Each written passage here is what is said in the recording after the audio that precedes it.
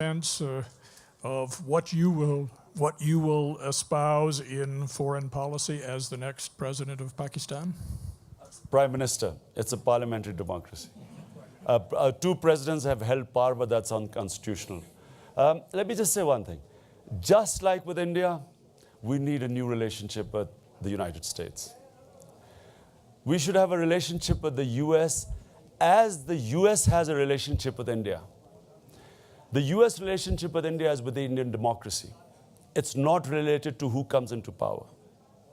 In Pakistan, again I repeat, Condoleezza Rice in her book states how they got Benazir and Musharraf together, and what the quote, moderate alliance. What is this moderate alliance? Moderate alliance is an alliance that will toe the US line. Michael Schur, who's one of the CIA operatives, who's just written a book on Osama bin Laden, and he was the Al-Qaeda expert, he wrote an article in Huffington Post or Washington Post, one of the two. And I read this article 4 years ago. And he's asking the US administration in this article, he's saying, do not ask Musharraf to do our dirty work to the extent that Pakistani people get rid of him. He said, the exact quote was, don't make Musharraf do our dirty work against Pakistan's national interest. So basically, US patronizes these puppets, these stooges. And the upshot is that the stooges neither benefit the US in the end, nor do they benefit the people of Pakistan. And this is exactly, by the way, what Michael Schur also said. So my contention is time has come for the US no longer to back stooges in Pakistan. We don't want them to back any persons. They should just back the democratic process. And God willing, when our government comes to power, we want to have a friendly relationship with the US. But we don't want to be a client state. We don't want to be, as we have been, a hired gun, being paid to fight their war. We want a relationship where we are a credible sovereign government, a government that can assure the US that there will be no terrorism from our soil. Surely that is what the US should really want a Pakistan government to do, and that's what India should want a Pakistan government to do. You want a Pakistani government that is credible enough and strong enough to prevent any terrorism from its soil. But only a sovereign government can do that. Only a credible government can do that. The moment a government is perceived to be a puppet of the US, it loses that credibility, and it then itself is a cause for terrorism. The government is perceived to be an agent of the US, so it attracts more terrorism. It loses that ability to actually fight the extremists. It causes extremism. So Zardari himself is shut up in this fortress. He can't go out because he is a target himself. So our relationship would be of friends. We would not want any aid from the US. We want to stand on our own feet. We want to, like every self-respecting sovereign country, protect the interest of our own people. And yet, what the real issue for the US is that we should not allow any terrorism from our side, which is what the US wants. Rahul.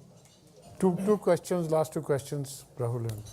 Mr. Prime Minister Designate, I think for all of us, including those from India, whom you know very well, and I don't like to praise people, your talk has been very enlightening, inspirational, and gives us a lot of hope. My comment cum question is, and it's not a light-hearted one, especially in our part of the world. After the elections, yes, the public is with you, etc. A lot of difficult decisions, economic, vis-a-vis military, etc. The mafia. But till the elections, are you well protected? Against the mafia, against the military, we hear every day so-and-so is going to kill so-and-so. And what steps are you taking so that we are reassured that you do become Prime Minister, otherwise this will be a joke. Well, Rahul, let me say, my problem is not going to come from the army, because the army would be desperate to have a government that can raise enough revenues to pay for the bills. The army at the moment would want a government, that can help stop Pakistan from sliding into this darkness. So I don't think the issue is with the army. The issue is from the political mafias. Now, about protection, I don't know. I don't look at life like that. I mean, it's, how can you protect yourself? Poor Benazir couldn't. You try your best, but in the end, I don't look at life like that. That when the time comes, you hope you go with dignity. Last question, please. This is the last question because I think the hotel is getting nervous. Putra, work for Mahindra in India. I love the idealism, okay, and you've extrapolated very often from your experience of building a hospital, building a university, and so on. But does that prepare you and the people that you have around you adequately, okay, to run a state as complex as Pakistan? And what are you going to do to strengthen your team? And is there a bit of Rahul Gandhi in Imran Khan? Okay, Rahul Gandhi is sitting on the sidelines, giving some advice, but not yet ready to take the reins. So I'm being rude, but I'm being direct. Sorry. Let me say one thing. I again repeat, there are no easy solutions to Pakistan. I mean, no one should fool themselves that this is now going to be a cakewalk. Every decision is going to be difficult because you are up against. It's not what needs to be done. It's the ability to take on the mafias, the status quo. That's all. Anyone who succeeds in Pakistan, it's not a question of they won't succeed because of lack of policy. It's being able to implement that policy because there's a status quo that does not want change. So therefore, we are preparing a 90-day plan because your honeymoon period is in the first 90 days. That's when you can make the maximum changes. So we hope to, come in and implement these changes in these 90 days. Now, one big lesson I learned in cricket was to know your limitations. If you want to succeed, you should know your limitations. No matter how idealistic you are, you must know what you can and what you can't do. And my strength always was team selection and team building. I'm building, I think, the best ever team in Pakistan's history. A team built on merit.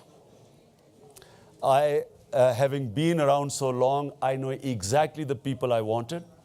There's this gentleman sitting here, Jahangir Tareen. I've been after him for almost 2 years to get him in my party.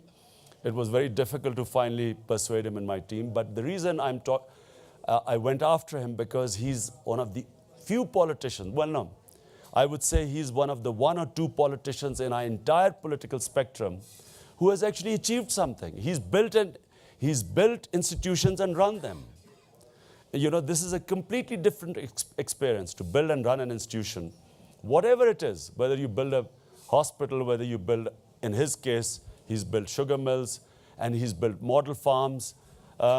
When you have the ability to build a model institution, not an ordinary institution, a model institution, and then run it, it is the same principle you apply into running your country because it's a question of building a model police force. It's having a bureaucracy which is merit-based. So we are now selecting, we are in the process now of selecting our team. Before that, the team wouldn't come to me because they didn't believe I would ever succeed, because they thought I wasn't viable. Ever since I've broken this viability barrier, of course, now I have the luxury of picking and choosing my team. And I'm saying in front of this forum, if I happen to come here next year, you will see the best ever team in Pakistan history. It will be a team based on merit. People will have 2 qualities. Number 1, integrity. I'm talking about these 200 people which I'm selecting. Number 1 team selection is integrity. Then comes competence, not the other way around. Because I discovered this, that if you want to put these leaders in place in charge of various institutions, they must have these 2 qualities, but the number 1 being integrity. So we're already picking the team. I'm confident that we will bring in the best team in Pakistan's history whether it is the economic team, whether it is heading agriculture, local government system, police. Already we've identified certain policemen who will place in key positions, and to reform the police force. It's key in rule of law. To reform the police system is the key, because if you have rule of law, only then can you attract investment. And as I said, the investment will come from the overseas. We're already identifying the overseas Pakistanis, James Khan being one of them, who will be bringing in initial investment in the country. Thank you. I'd just like to we've got a Pakistani journalist who come all the way from Brussels. I think we'll ask the last question. Let you ask the last question. Thanks for granting me this privilege after last question is the last question. Khalid Hamid Farooqi from Geo Television, Pakistan. You sound very much like Musharraf in the beginning, and you have been incorporating. And each and every journal, believe me, came up with this agenda in Pakistan, and finally he shut down press, he imprisoned political activists.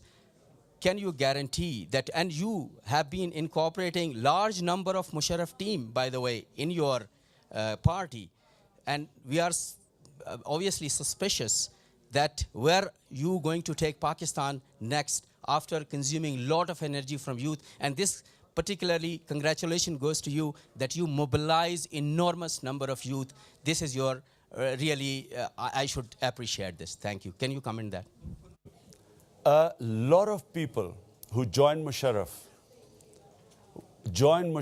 not because they thought he was coming into power, because they thought he was an alternative to two crooked parties. A lot of people joined him because of that. Remember, I myself supported Musharraf for 2 years because I thought he was a breath of fresh air compared to the two family mafias. I don't call them political parties. They're run by families. So if they are from Musharraf's original team, it doesn't mean that all of them were crooked or opportunists. It's what they're called. And in my opinion, Musharraf went wrong.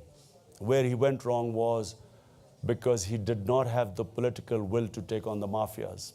If Musharraf had a vision, as opposed to thinking that as long as he was in power, everything was okay, he kept compromising for staying in power. If he had a vision, he would have compromised for the vision.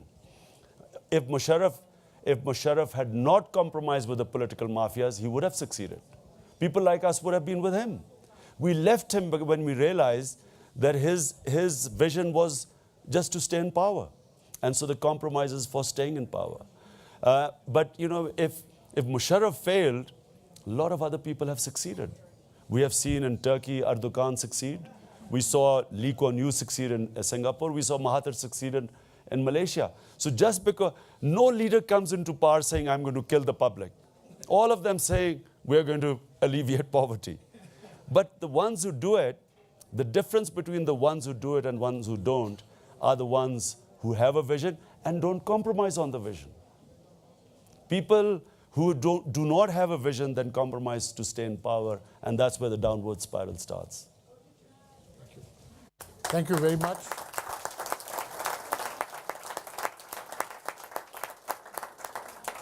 Imran, I'm very grateful to you. I'm very grateful to everybody else in the room who came. I'm grateful to a lot of people, Sonia Bata, who always comes, despite her years, she always comes to this thing. Rahul, a lot of Indian friends of mine. I just want to tell you this, Imran. Next year, we'll be here, and we will hold you to your promises. Right? And, I really do mean it. You said you are making a difference, and you deserve the chance. And now I hope you take the chance and make things happen. Thank you.